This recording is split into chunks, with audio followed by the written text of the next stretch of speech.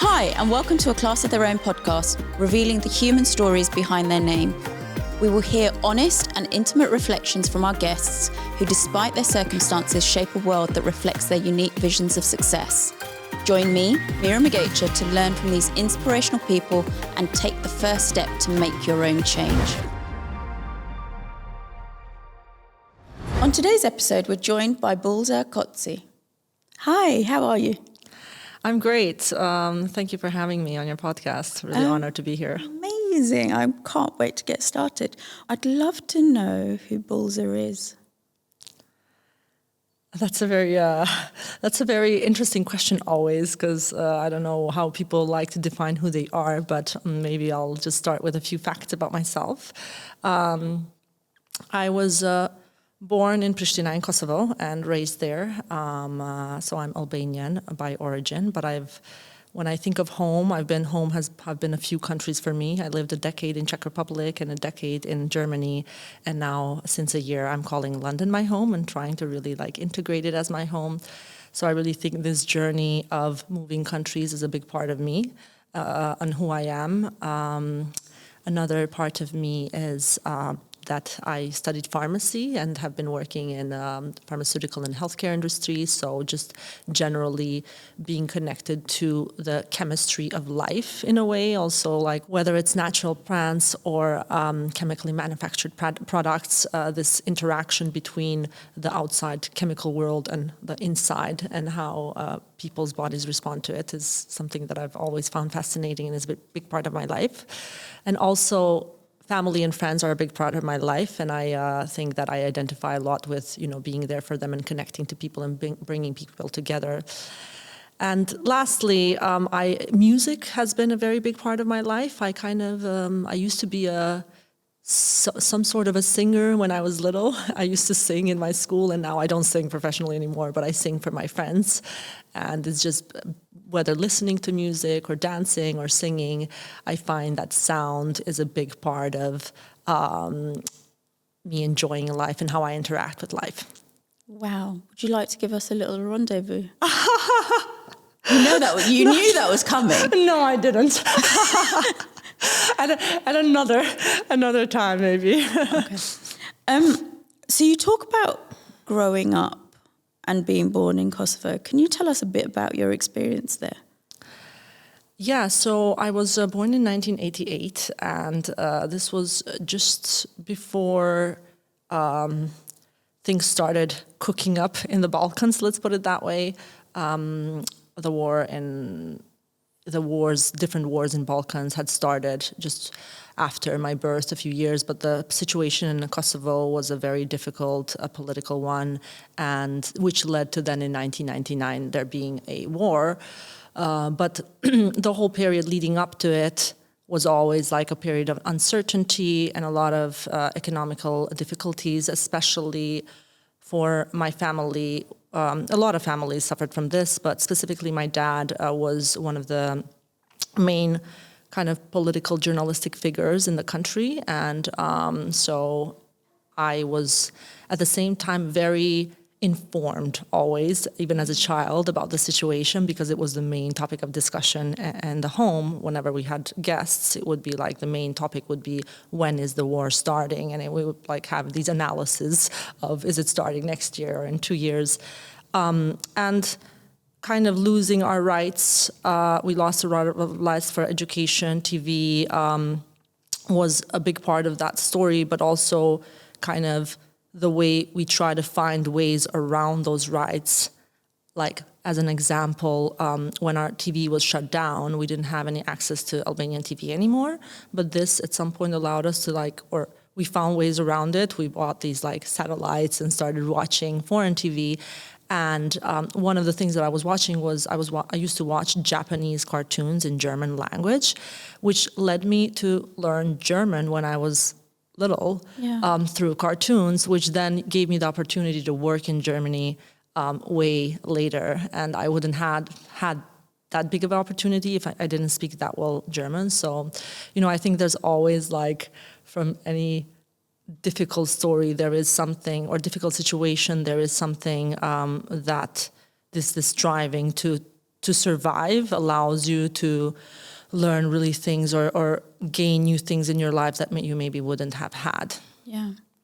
But that's a really drastic start, because you were 10, 11 at this time. And so from the moment you were born, or from your first memories, I'm assuming, you were in this space that was just unstable.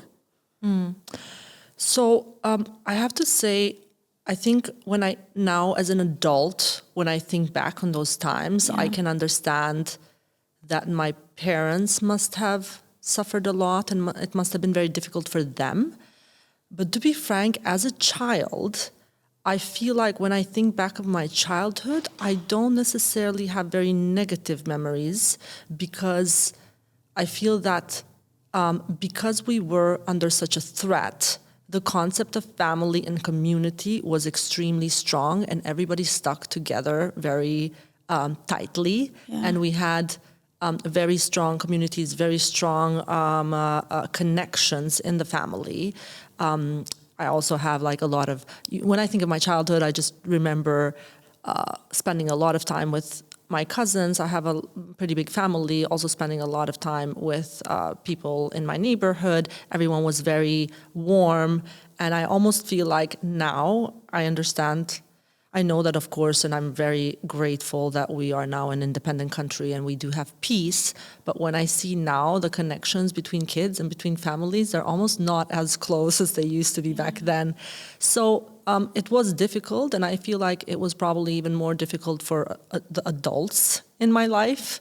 But as a child, growing up, I think it wasn't just all gray and bad memories.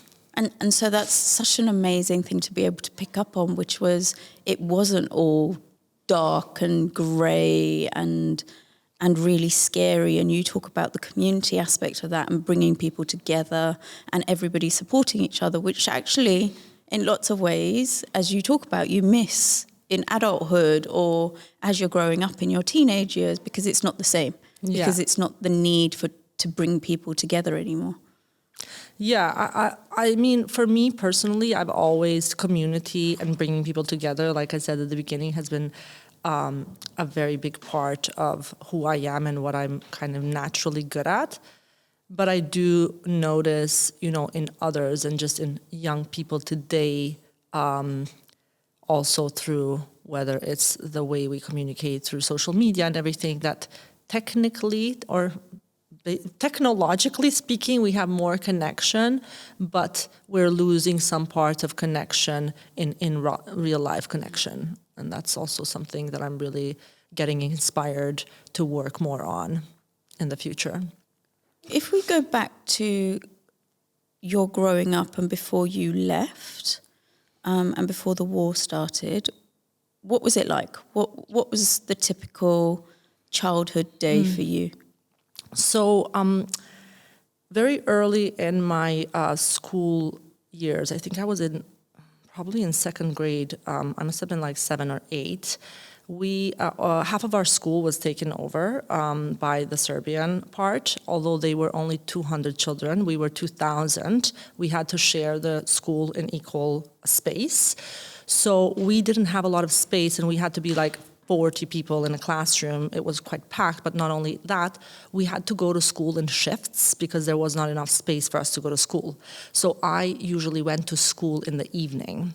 My brother went to school in the morning. My father and mother went to work. So I was actually alone all day. And I went to school at 5 p.m. till 9 p.m. because that was my shift at that time.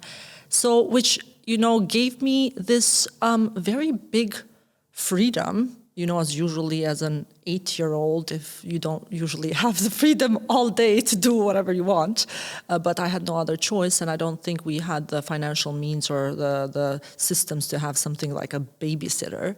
But yeah, I would then, like I said, maybe watch some of those cartoons in German that I talked about, or just watch something that for me it was like a window to the world, this new TV that we had. And it wasn't like, I found it like an education for myself.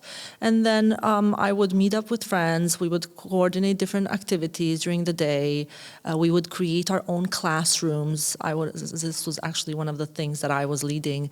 I wanted to create like a classroom situation in our neighborhood where we would teach each other about things. And yeah, then at some point my parents would come back, we would have food, and then I would go to school. And so that level of resilience of just figuring out what to do for 9 hours, 10 hours, 8 hours in the day, and then building classrooms, bringing people together, keeping yourself occupied as an 8-year-old. Wow. So what happens as the war starts? So my dad was a political scientist and a journalist, and he was one of the main voices in reporting about the situation. And he was invited to join this radio that was being opened, Radio Free Europe, which had actually been opened already after the World War II. And it's a radio station that is sponsored by the US government, but it's meant to spread information in conflicted areas. So the fact that this was being set up was already a sign that the war was about to start, because already the information system was being set up, and the war had started in a way already in the rural areas, because we would have children coming into our class. All of a sudden, now we weren't 40, we were all of a sudden 50 people in the class, because there were 10 children that have moved now from villages into the city. And we would call them refugees, which is such a weird concept, because they would be like an hour away. It would almost be like if somebody came from Surrey into, London. West London, and we would start calling them refugees. So I remember seeing these kids who were quite traumatized because they experienced a lot of very bad things, including massacres. There was a wave of ethnic cleansing starting. They really wanted to send us a very clear message that you are unsafe here. You need to leave this country. And then very soon, this started becoming a very systematized process where they would go door to door and just tell people to leave. And in some cases, they would also commit crimes and kill people or massacre people. And in some cases, they just wanted to clear out a certain area of the city. And we were, my family and I were actually going to leave anyway, because we were about to join my dad in Czech Republic with his new job. But this war started faster than we were anticipating. Our passports were stuck in Belgrade because we were supposed to get our visas, but now our dad just called us and said, okay, you don't have time to wait for the passports, you have to leave the country right now, the NATO intervention is about to start.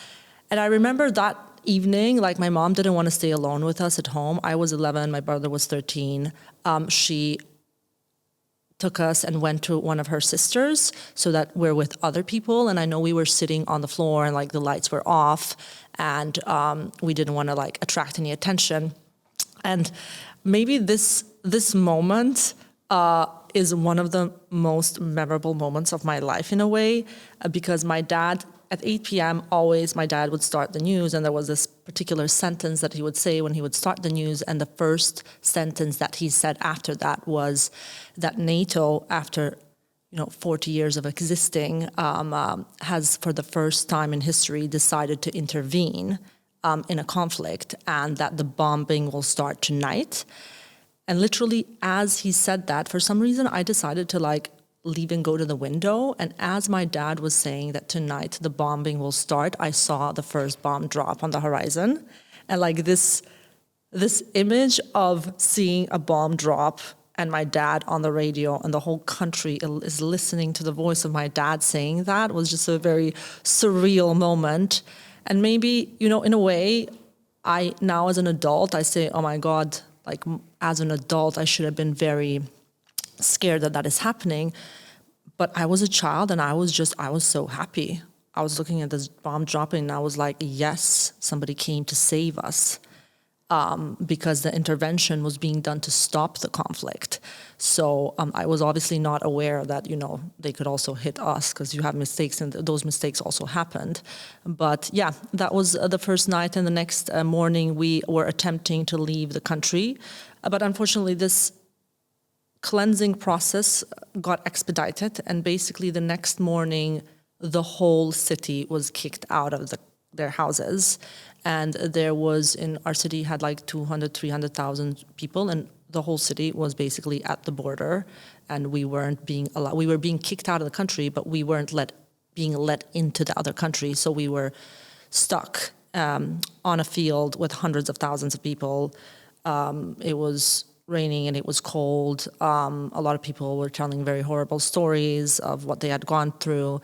And still, I have to say, when I think of that, I don't necessarily think of being scared or feeling unsafe. When I think of it, I think of how, when I think of that, I really think of the strength and resilience of my mother and the way she dealt with the situation. The first night we got there and we were asking people, how long have you been here? How are you getting out? And they're like, oh, we've been here for, 5 days already. And my mother was like, what? You are sleeping on a field for 5 days? And she just said, no freaking way. There's no way we are staying here longer than this one night. And she somehow found someone to bribe to let us get out of the situation. And, even when I think of that bribe, she had only 1,600 Deutschmark back then. Like, that was all she had on her. And she gave them all the money she had to just let us get out of the situation.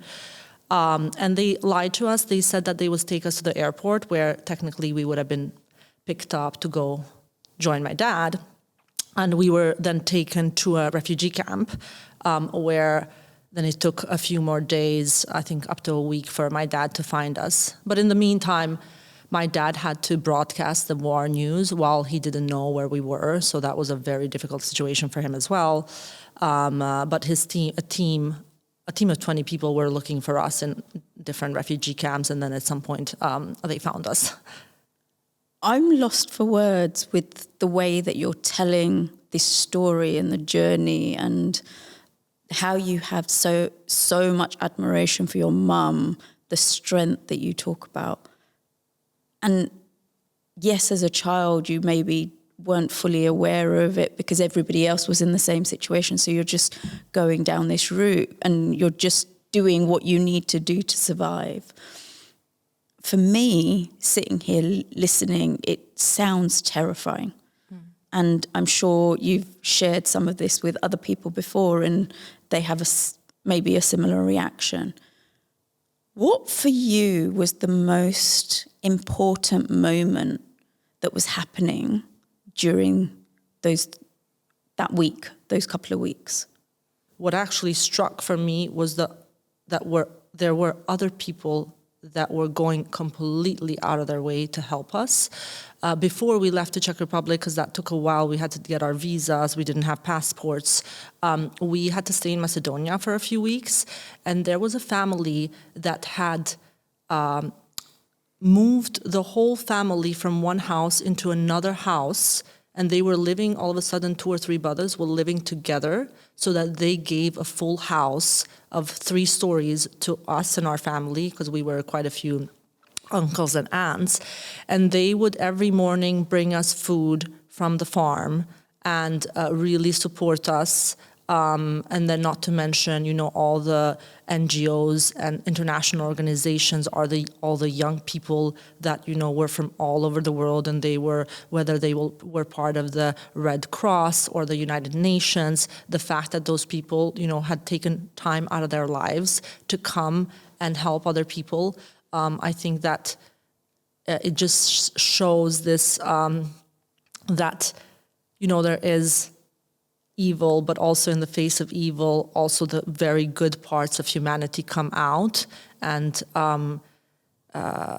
these things are very complicated, and there's a lot of trauma and there's a lot of fear that is instilled. But, if we instill this the spirit of human connection and love and supporting one another. That's the only way you can kind of balance out. I don't want to be too optimistic and say have peace, because unfortunately, as we are seeing even today, having long-term peace is just something that's very, very difficult for us humans. But we need to at least, we can't give up on it and say, there's peace cannot not be achieved and we shouldn't be doing anything. I, as someone who was a refugee, as someone who got a lot of help, even I'll tell you another story. After the war, when we went back, we would get these presents from different children in the world that would have these activities that they would send us presents for Christmas, and we would get these boxes. And I remember how exciting for us it was to open these boxes, and whoever got like a nice kid who really put an effort to it, and there was really nice things, because we didn't have these things back then. There wasn't a lot of commercialism. There wasn't a lot of imported products. So even just getting highlighters, like colored highlighters, were like, oh my God, I got highlighters, as a 11, 12-year-old. And actually, I went to this event 3 months ago, which was about, it was a salon, and somebody from the refugee, from the UN Refugee Council, or I'm not sure what it's called, was speaking there, and the topic was about refugees. And I told this story, and in the public was someone who had organized this present. When she was little, she organized these things, and she was so glad that someone said that they really valued it and that they were grateful for it, because a lot of times, people do something good and they just like send it off and they don't know whether actually something is happening or whether it has an impact. And my message is it does have an impact. Any kind of help, any kind of support has an impact. And there's so many conflicts out there right now. We can't just close our eyes and, pretend these things aren't happening. Any sort of, even the most smallest gesture helps. What happens next for you? I was in Czech Republic for a while. I was in an international school. I learned English quite fast. It was actually the first time in my life that I met somebody German in real life, because, I had been watching German TV, and I always spoke German in my head, but I never had somebody to speak it to.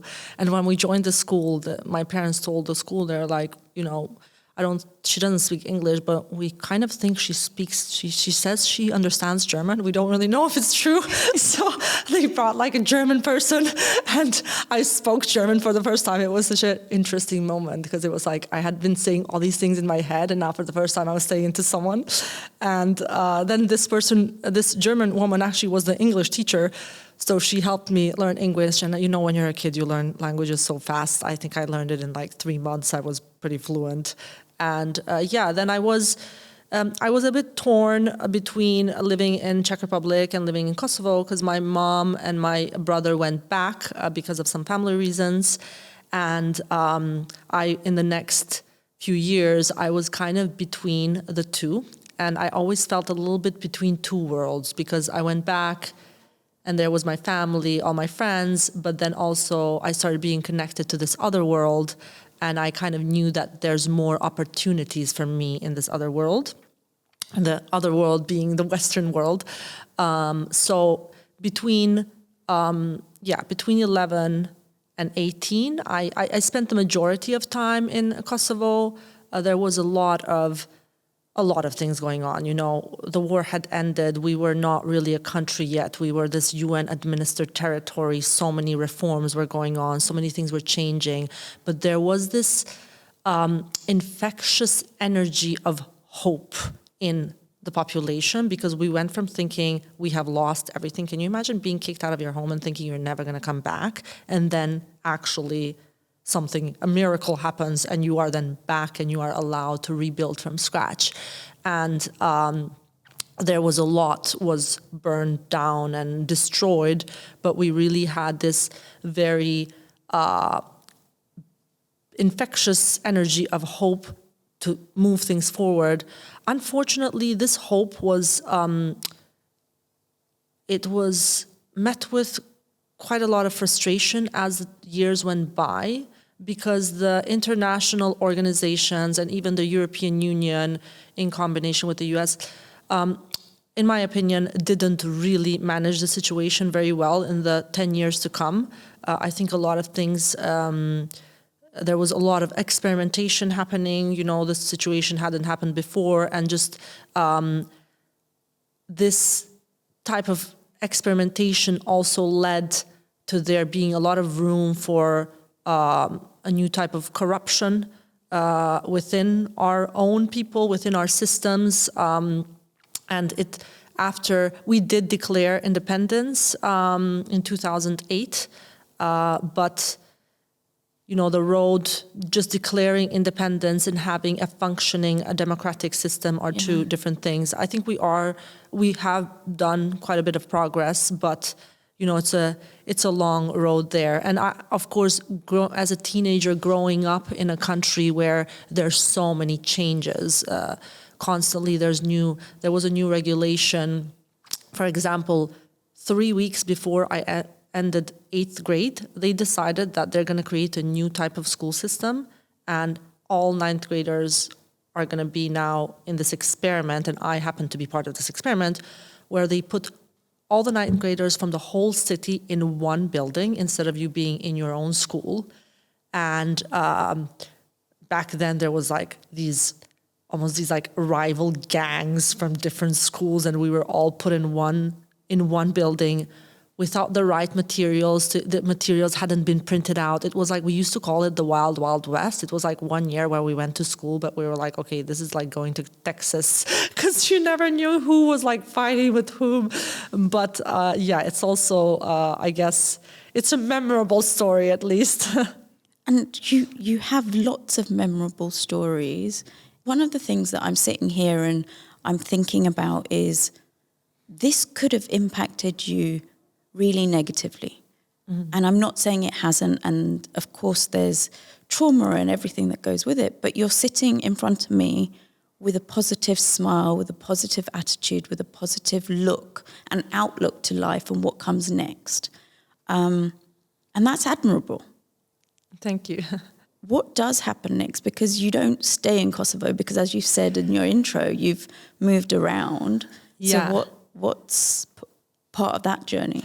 So I felt really guilty being in Kosovo and not being in Czech Republic, because my dad's work was covering for any school that I wanted to go to. And the school that I had been going to was the International School of Prague, cost, I think, $20,000 a year. And this was $20,000 a year that I was not making use of, because I really loved being in Kosovo. In this, despite the challenges, despite the chaos, I just really loved that, maybe that infectious energy of hope that was going on there, and a lot of friends and family were there. But a part of me, my A student part of me and the very ambitious part of me, really knew in the background that I really need to get back on track with this and, get a good education, so I have a good future. And at some point, I went back. I went back in the last year of high school, which was very difficult because, as an 18-year-old, changing schools, going into, a group of people where there's already everybody is in a certain group and trying to fit in, was quite difficult, and leaving all my friends behind. But even in that, I think it did allow me I learned a few things in that journey as well. And then I decided to stay in Czech Republic to study pharmacy. When I was 16, through this random sequence of events, I was invited to represent my country in the European Youth Parliament. And I was the first ever Albanian person to be there, an organization that had existed for quite a long time. And I was the ambassador of my country, and that was a pretty big thing for me, especially this was before we had even declared independence. So I was quite politically involved, not with a political party, but in representing my country in these kinds of organizations abroad. So one of the things I kind of wanted to study was political science or international relations. Another thing I was really fascinated about was economics. I just found, for me, economics is like numbers together with analyzing how people behave, and these are two things that I'm quite fascinated by. And then another one was psychology, because I just always find understanding people in depth very fascinating. But as I was going through these options with my father back then, he was really quite like against most of them. And I had at some point mentioned pharmacy, but I wasn't really like excited about it. And somehow he was insisting that I study pharmacy. And his reason was, he's always said to me, it doesn't matter whether there's a war or a natural catastrophe or the biggest economical crisis, people always need drugs and you're gonna have a safe job. And I just didn't understand back then why that's so relevant, but I kind of was quite, aggressively convinced into studying this, which, in the first years I really didn't like it, and I doubted why I was even there. But now, the older I become, the more I understand, and I can empathize with the situation that my parents went through when they were, in my age, and had to, my dad lost his job so many times due to the political situation. So of course, for him, it didn't sound like a good idea for me to be in that kind of a job as well. And that's how I ended up studying pharmacy. And like I said, I really didn't like it. The first 3 years, I was just fighting through it and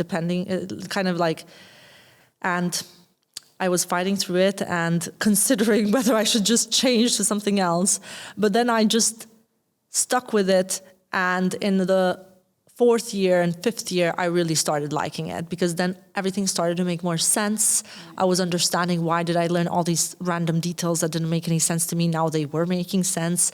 I was understanding how, if you take this one pill, it goes and connects to this receptor, and then it makes your, this organ behave like this or change its function. And I just couldn't help but see parallels in how our inside world works and how the outside works.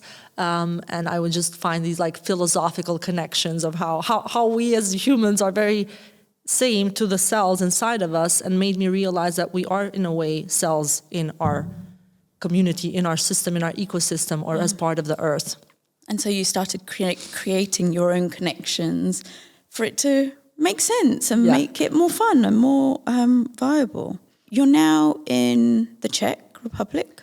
Yes, I finished studying there. I was there for 5 years, and then in the meantime, my mother and brother had moved there too. But when I finished my studies, it just so happened that my dad's work had also finished at this time. So we all went back to Kosovo together to kind of start fresh there. I was a bit confused at that time as to whether I now wanted, because now I had lived for 6 years abroad, did I really want to be back or not? But I didn't want to disappoint my family in a way. I didn't want to, I felt like we're all going back, so I need to go back too. And we checked out opportunities. This was a pretty difficult time in Kosovo. It had been like a few years, 2-3 years after the declaration of independence, but a lot of systems weren't quite functioning properly yet. It takes time to build a country, and then we looked at different opportunities and somehow decided to open a family business, which was a pharmacy, and this went horribly wrong. I was going to say, and you were the pharmacist. It was probably like a very difficult period of my life. Okay. Yeah. What went wrong? Because we were not really well informed about the market situation there, and just kind of like went into this a bit too in a hurry maybe. And we then very soon realized that there was still at that point, this doesn't exist anymore, but back then in 2011, there was still a whole part of the drug distribution system which was not going through like the legal route. It was like not registered drugs that were coming through counterfeit medicine, basically. Yeah. And I refused to participate in that system because I just didn't want to, I thought I didn't study 5 years pharmacy to give somebody counterfeit medicine and say, hey, here's your insulin, but I'm not really sure if it's going to work or not. So I refused to participate in that, and then very soon realized that without participating in that, it was very hard for me to have competitive prices, and just everything started being very difficult because we couldn't make money.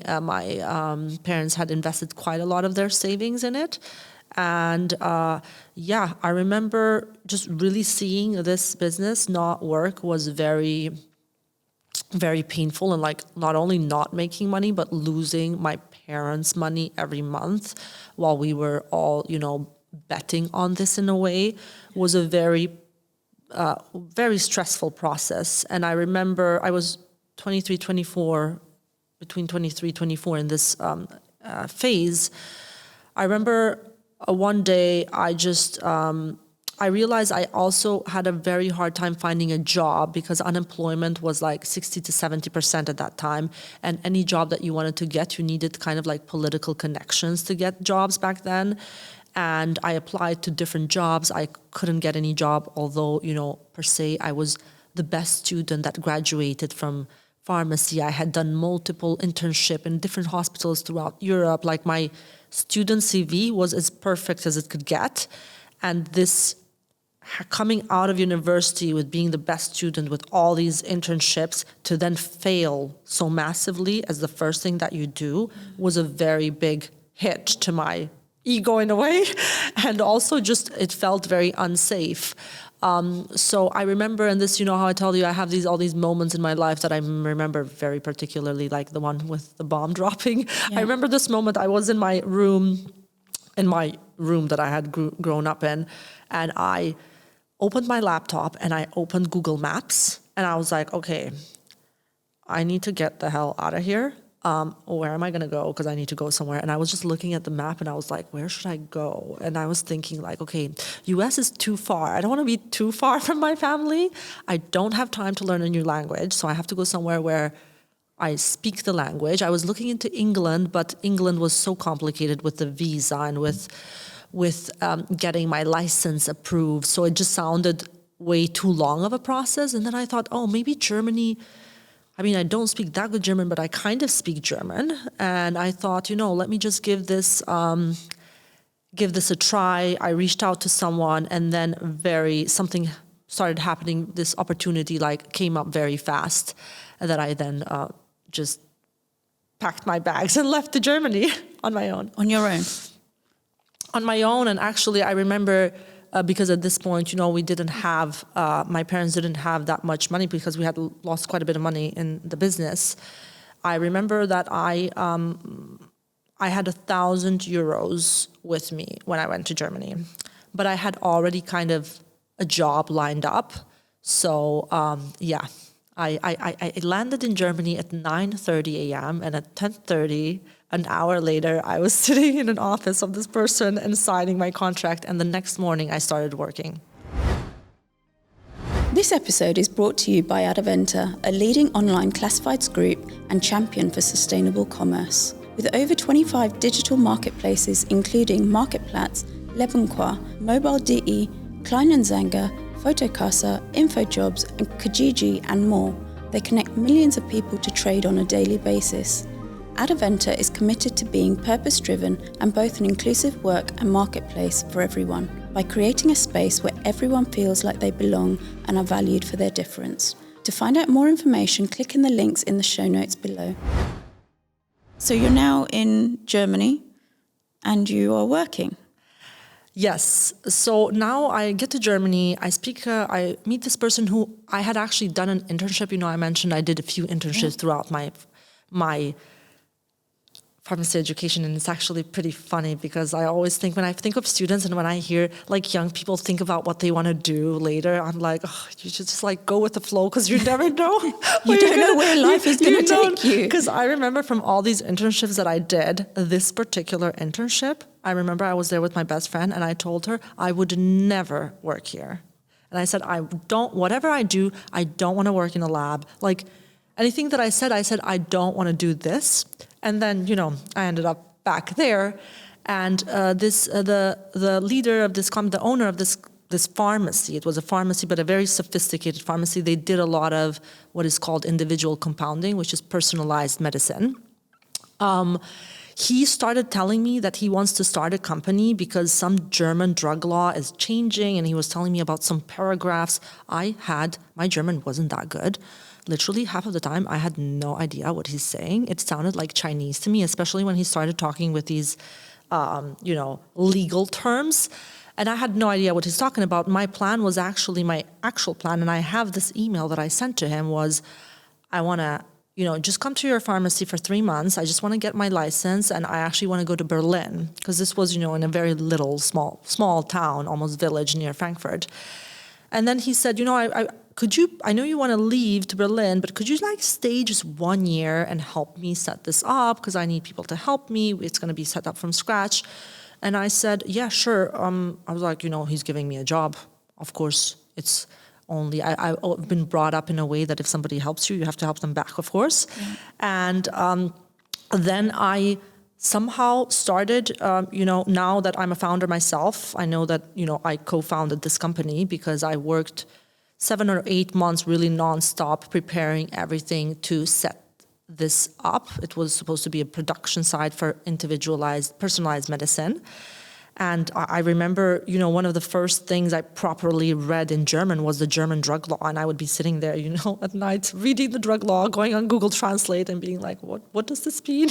And just trying to figure it out. And I think that now when I think back of the things that I figured out back then, it was like if somebody, there was so many things that were almost like impossible. But for me, the word impossible didn't exist because I knew that I didn't have a plan B. It was like, this was my plan B already. I didn't have a safety net. It's not like, if this doesn't work out.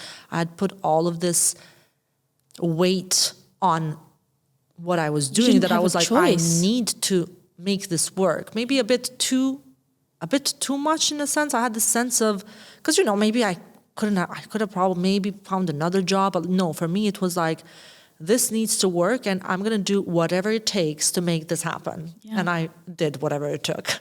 And so you ended up setting up this company in Germany, which, for all intents and purposes, sounded like you almost co-founded it with this person. Yeah.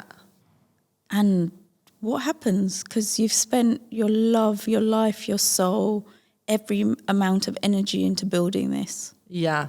I spent really, I really poured my heart into it. I first took it very seriously, this part with the 1 year. I was like, okay, I'm going to help him set it up. And I remember trying to setting up something pharmaceutical from scratch.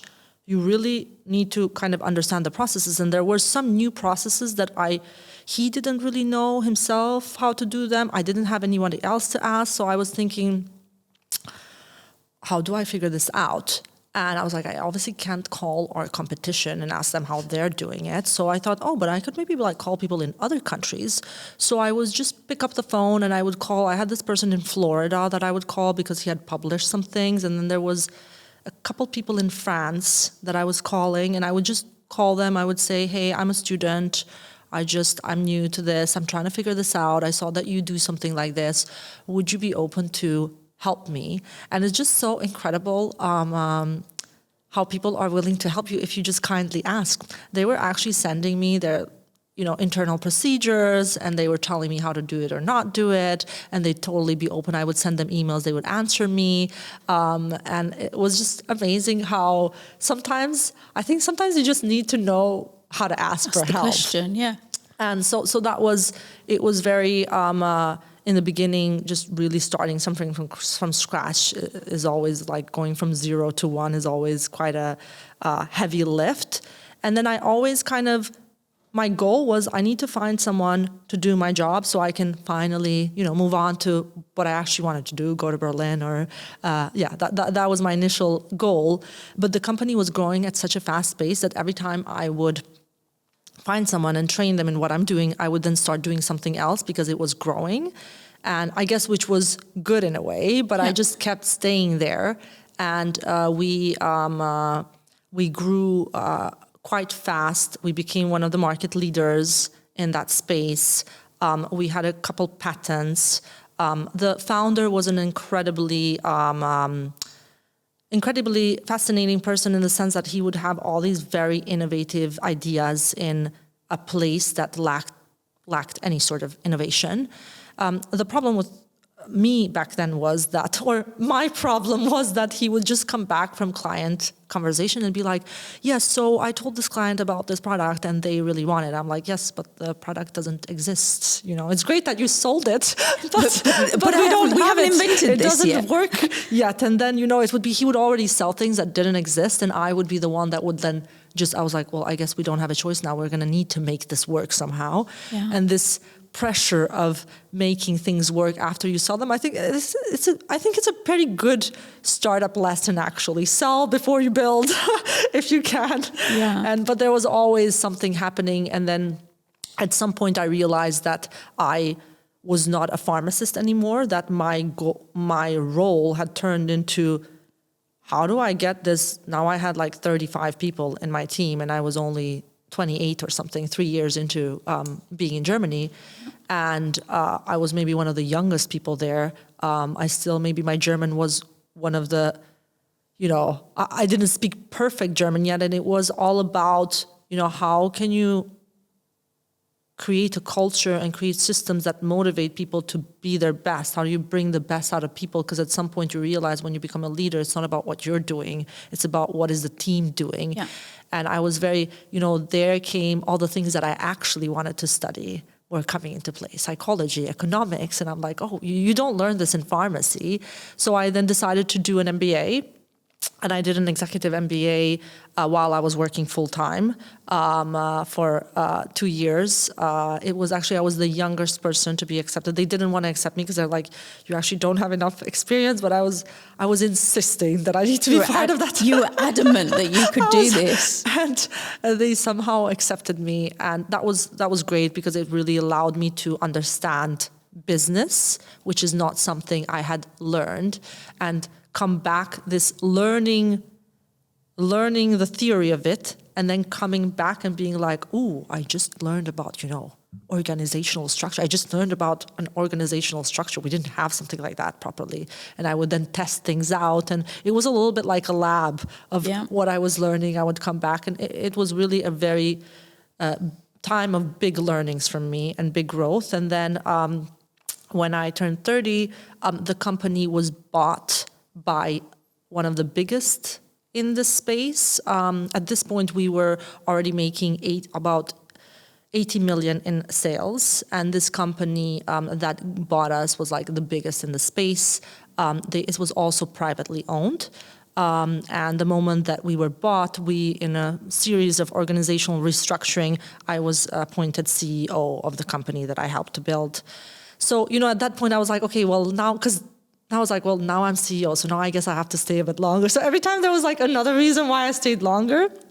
And I stayed another 3-4 years. After that, I also became one of the chief executives in the new group. Yeah. And I was the only woman in the board, so to say, and I was the only person under 45 and the only non-German person. Right. So I really had to, I think I had to set the tone a little bit of how conversations are led when there's a woman in the room. But also just that sheer change of what's just happened in your life from where we started this conversation. You're now CEO of something that you've just created. It's now been bought. What's the emotion and the feeling you're going through at this point? I just woke up and I said, you know what? I'd rather wake up one day and say I regret that I did it than wake up for the rest of my life and regret that I never tried it. And that was kind of like the turning point where I decided, you know what, I'm just going to go for this because If an idea comes into my head and it comes to my head more than 3 times, I'm like, okay, I either need to, do it, or it's not going to leave me alone. And that's how I started then exploring, if I'm going to go in this route, what is it that I'm really passionate to do, to sacrifice, this. I was finally in a very safe situation. I had a very high position. I was getting paid very well. I was settled. I had a very big apartment. And now I was like, oh, you know what? Let's throw all of this away and start from scratch again. And so just reflecting on that moment, you've come from virtually nothing. You've come from war zone. You've gone back to Kosovo. You've built a pharmacy that failed. You've then built this business, which wasn't your business, but you've helped develop it, you've created, you've co-created. You've now gone, I'm going to leave this all. What was that thing that was bubbling up inside you that said you should do this? I don't know. At one moment, I just felt like I had finished my job there. And I felt like I'm not supposed to be there anymore. I'm supposed to do something else. And I felt like in that particular setting where I was, in addition to feeling like it was a good time to end the chapter, I just felt like my talents and what I'm really good at I wasn't using it to the fullest. And I felt like I'm supposed to do something else. And maybe I'm supposed to start something else. But I just had this burning feeling inside of me that I'm supposed to be somewhere else. You sit at a table and you're like, this is not the table for me anymore.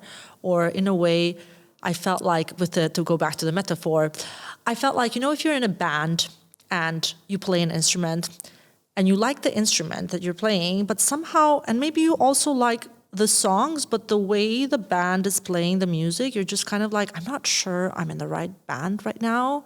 Like, I just felt like I needed to be in a different band. And I just thought, I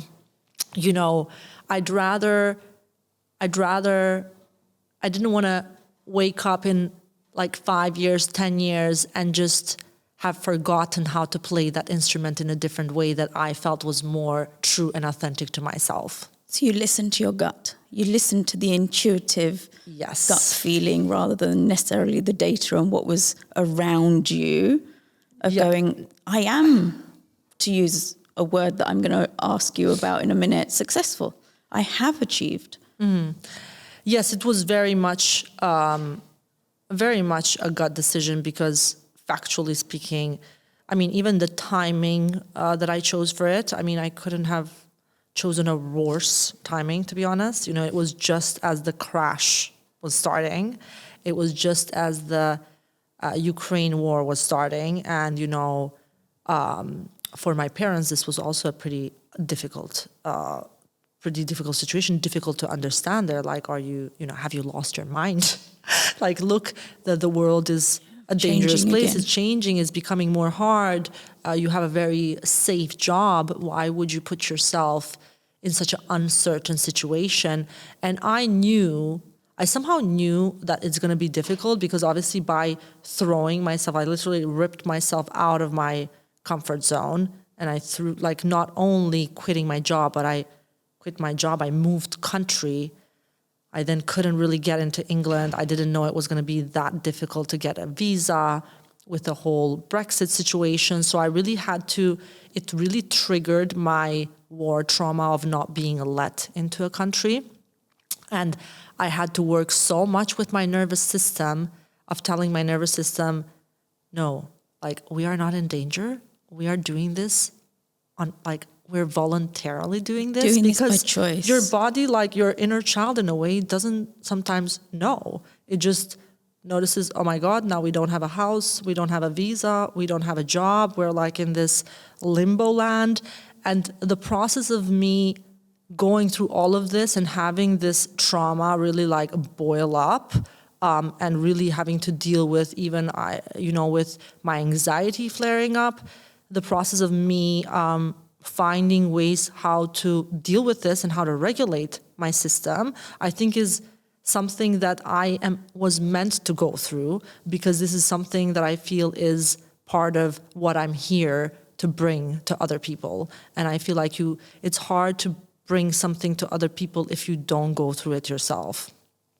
So you've learned to regulate yourself. You've learned to do a lot of stuff. You've been through a lot. The way you hold yourself, the way you carry yourself, the way that you're talking about it, all of those things are flawless, I think is potentially the word that I'm looking for. But what is it about coming to the UK or England and building the business that you're now building? What is it about being here that gives you joy? That's a very good question, because it was definitely, I made a post about London like a month ago where I finally felt like I arrived. And I said, it wasn't love at first sight, neither second nor third, but I'm finally, falling in love with you. It was pretty rough coming in the beginning because, like I said, the whole situation of being in this very comfortable, in this comfort, but also Germany as a system is probably like one of the most comfortable countries there is. Just as an example, if I had for some reason lost my job, I would get 60% of my salary for a year. That's a very big safety net. Mm-hmm. And for me, it felt like I'm leaving Germany, a place that I had been for 10 years, and I had gotten a German passport. So I really connect to Germany in a deeper level. Also through the fact that I grew up with German TV in a way. And now I'm in England, and somehow because a lot of people were like, why are you in London? Like, why would the founder come to London on purpose? Because, it's expensive, it's hard. But sometimes if I go into this, like, trust your gut, you can't trust your gut and then not trust your gut. It's like skiing, if you get on the slope, you better trust that you're going to get down there, because if you're going to stop every 2 minutes and wonder if you're going this way or that way, you're probably going to hit a tree. Yep. So I feel like if you are really like going in it and you're like, okay, you either trust the flow or you don't trust the flow. And I just trusted the flow, and I just kept getting messages from whatever serendipitous meetings I would have, and somehow everything was leading to I need to be in London. And obviously, that more analytical, not trust your gut, but like, where are the facts? Part of my brain was constantly like, why are we here? It's expensive. A coffee costs and then I just moved here when the whole inflation was happening and all the prices went up by 30% or more some. And I was really going through this big amount of doubt, like really having to overcome that doubt. But I really do think that after, now a bit more than a year of being here, I see why I'm here. I understand why I'm here. I think London is not just England. London is like a cooking pot of everything there is in the world, and all possible people from all the cultures as well as experiences. At any given moment, you could be, if you want to have a nice day in the park, you can have a nice day in the park. But if you want to do something in the evening, there's so many choices of what you can learn, what you can experience, what you can culturally, what you can see. And I think that all of these things are not created. They're not just there. They don't happen to be there. There's people that had ideas that brought these ideas to life.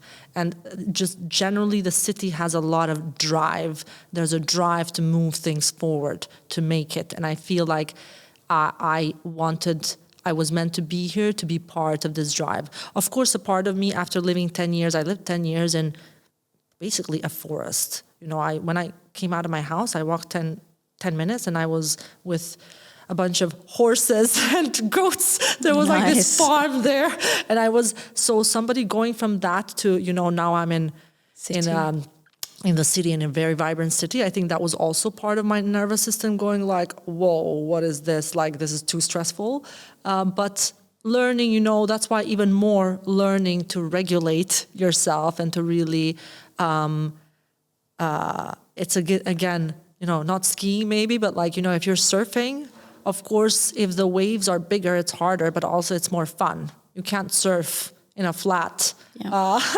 You can't without the waves. Yeah, without the waves. And so if I was to ask you, what is success now for you? What would you say? Yeah, so I think this is something that continuously evolves, and it can mean anything to anyone at any given moment.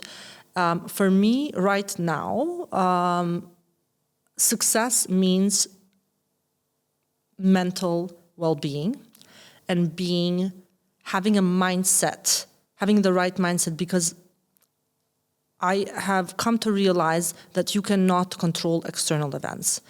You have no idea. Tomorrow, just like we had COVID, we could have another catastrophe, or a war could break out, or, a lot of things could happen, or maybe also good things. You never know. Somebody very close to you gets sick. Maybe you get sick. Maybe something bad happens to you. Something fails. If you make your success dependent on external, what is happening in the external world, you put yourself up for failure. And I think success is the way you decide to interact with life, having a trust in life and having a trust in yourself that, no matter what you are faced with, you are mentally and physically able to deal with it. And this is not just something that happens by itself. This is something that you have to work on continuously. You have to be in a continuous dialogue with yourself to be able to face any challenge, whether it's a challenge of growing a business or closing a business or dealing with a visa issue or somebody getting sick, whatever it is, you're definitely not going to be successful in dealing with it if you're in a very bad mental state yourself. And for me, currently, that is what success is. And so we haven't actually touched on your new business that you've set up. Do you want to just tell us a little bit about what it is that you do and where the regulation and where you are at this point today? Yeah. So like I said, when I had decided, okay, I want to go in this direction, I knew that I really want to be connected to something that I really believe in, and that is a higher purpose, because I knew that I'm going in a journey that is going to be hard. And when things are hard, if you don't know what your true why is, it's very hard to motivate yourself. As an entrepreneur, 8 out of 10 days are, very difficult. You're not waking up every day and being like, oh my God, this is going great, that's going great. A lot of things you have to deal with problems, issues, and it's really important to really have that drive to keep moving forward and see the vision. So for me, when I was trying to find what that why is, I just, how they say all roads lead to Rome. I kind of felt like everything that I was looking at, whether it was psychedelics or this other thing, I kept ending up in the same spot. And this spot was, in a way, connects everything I've ever done. I told you I was part of the European Youth Parliament, and I kind of wanted to go a little bit into politics or leadership and psychology, and then I ended up in health in a way. And I feel I said, okay, if I only have this lifetime to be here and to have an impact, because I do want to have an impact with what I'm doing, what is the smallest thing I could do how can I make the biggest change with the smallest amount of resources? And thinking about health and this, what I just talked about, my own success is my health, my mental and physical health, and the way I interact with the world. If I take that and say, okay, how could everybody have this success, this success actually? I feel that the way people work is a very big part of this, because we spend, at least 8 hours. Most people spend more hours working, and being part of this organization is such a big part of how we live and the way we interact with life. And I felt like there was so many things. So sorry to go one step back. There's that aspect, and then also I told you I was working with cancer patients, and working with cancer patients was sometimes a bit I was a bit frustrated that we waited so long to start doing personalized medicine. We would start doing personalized parental nutrition. We would say, if you have a higher muscle mass, you have a higher chance of surviving cancer therapy.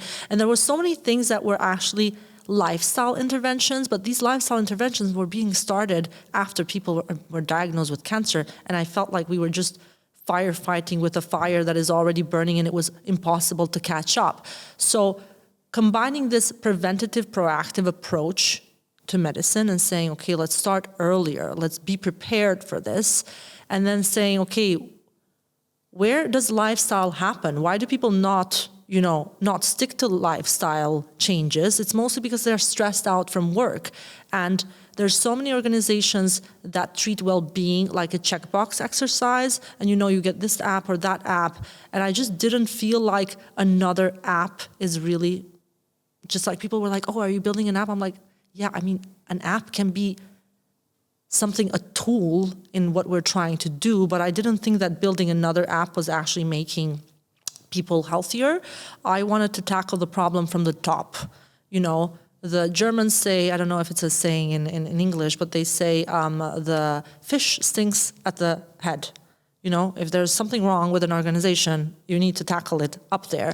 And our goal, our vision and dream is that through helping leaders understand how does their own self-regulation, how does everything about the way they deal with their lifestyle and the way they work, the way they eat, the way they sleep, the way they move their bodies, the way they think, their mindset, how are all of these things interlinked? And then, take one step back and look at your physiological data. What is your body telling you? Where are you right now? How do the things that you do affect the numbers? And trying to talk to them in their own language. They like KPIs. They like, they want to have the dashboard. So creating that dashboard and saying, listen, this is your dashboard. This is the dashboard of your life.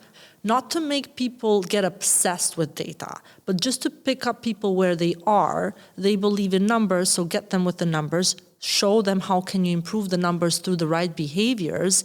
And if I can show to a leader that actually getting quality sleep, you get not only a better HRV, but you're going to get less glucose spikes and you're going to have less hunger cravings and you're going to have better focus, more energy, you're probably going to have more creative ideas. That ideally should then trickle down into the organization to say, okay, well, if this is true for me, this should be true for the whole organization. And maybe to take it one step further, I think that one of the biggest challenges that we are facing right now, I just, on the way here, I was a bit shocked at how warm it is right now. I mean, I know you're in Ibiza right now, but for London, since I've been back for the past months, it's been quite warm for winter. And I think that the acceleration of global warming and the climate crisis and what we are doing to our ecosystem is one of the biggest challenges we're going to be facing in the next 20, 30 years or for the rest of our existence. And I really feel that it comes from unsustainable growth and growth at any cost. And I want to not only bring the factor of sustainability and sustainable growth into organizations and what does that mean on the individual basis, but I also feel that if leaders do not understand how their own ecosystem within their own bodies is interlinked, how are we expecting them to understand that the ecosystem in the global ecosystem or the ecosystem of nature is interlinked? So I really hope that by making very influential people understand their own bodies and their own nature, that they will have a positive influence in the nature and the ecosystem of the organizations that they lead, the communities that they lead, and hopefully in the whole world in a way. Incredible. So we kicked off the interview with asking who you were. I want to go back to that question and say, based on this conversation, is there anything that you would change or add to say, this is who Buleza is? Yes, maybe the way I introduced myself in the beginning was very split into different categories. I think I'm a very passionate entrepreneur living in London that's very motivated to bring the concept of health, well-being, and performance into organizations and to make a positive impact into all the lives of people in these organizations through affecting the leaders positively. Amazing. Thank you so much for your time. Thank you for sharing your inspiring story and being you. Thank you so much for this honor. Thank you. If you enjoyed that conversation, then please share A Class of Their Own podcast with your friends and family and keep spreading the word to those that haven't discovered us yet. It makes a huge impact on our ability to have the people you want. Keep being you through connection, learning, and play. You are a class of your own.